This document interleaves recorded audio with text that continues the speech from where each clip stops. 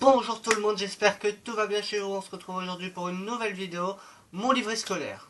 Alors oui, je pensais que ça pouvait être marrant de l'ouvrir et de voir certaines appréciations des profs. Alors j'espère qu'on voit pas mon adresse. Bac que j'ai eu l'an dernier. Je crois même qu'il faut le signer, je l'ai pas signé. Et il n'y a que les appréciations de la première et de la terminale. C'est déjà pas mal, on va bien rire. Alors en histoire ça m'a fait rire. 7,70 de moyenne annuelle. Travail insuffisant, une fin d'année encourageante. Troisième trimestre, j'avais eu 9.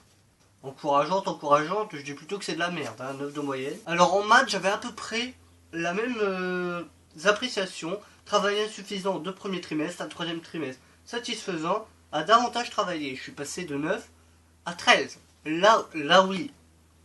Ça se voit que j'ai travaillé. En histoire, non. Passer de 7 à 9, c'est pas ouf. Alors en anglais, vous ne savez peut-être pas, mais en anglais ça n'a jamais été mon fort. Moyenne annuelle 5.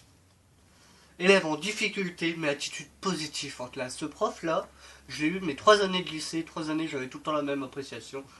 4 de moyenne au premier, 4 de moyenne au deuxième, 6 au troisième. Je me suis surpassé au troisième trimestre. Et là en italien, encore une fois, a bien progressé, élève sérieux, je suis passé de 9 à 13. Je sais pas ce qui s'est passé au troisième trimestre en première, mais je me suis bougé le cul. Alors on arrive en terminale, l'année qui fait mal, on est d'accord. Et en plus ça arrive, je n'ai même pas fait exprès. Alors on commence directement dans le beurre avec l'économie, parce que oui j'ai fait un bac ES. Je sais pas forcément si je vous l'avais dit en début de vidéo. J'ai fait un bac ES, mon moyenne annuelle était de 6,31. Résultat, la hausse du travail fourni, il aurait fallu s'investir davantage. Je suis passé de 6 à 7 à 5. J'ai rien foutu. Et au bac, je sais pas comment j'ai fait, j'ai eu 10.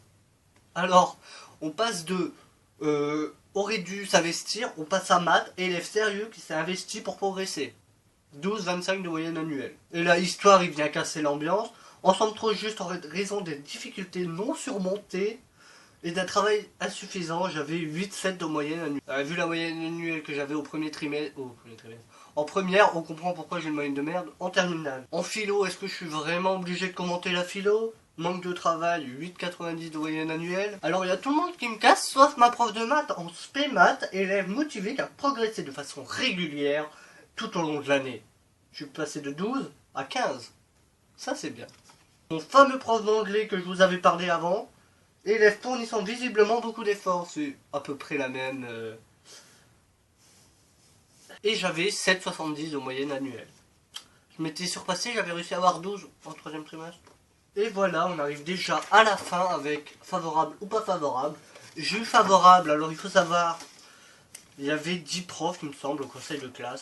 Et mon prof d'éco, mon prof principal qui ne m'aimait pas d'ailleurs en vue des appréciations qu'il m'a mis, ouais, généralement les profs ils mettent tous pas favorables ou tous favorables. Il y a une personne qui a fait 50-50 et quand c'est comme ça on lui met favorable. C'est vous, Michael. Ah. Mais dis donc on vos amis favorables, loin de là mon idée, hein, moi je voulais pas. Hein. Je le regarde en mode, je sais monsieur, je le sais que vous vouliez pas. Donc voilà, cette vidéo très courte, j'espère qu'elle vous aura plu et moi je vous dis à la semaine prochaine pour une prochaine vidéo sur ce. Portez-vous bien et à la semaine prochaine.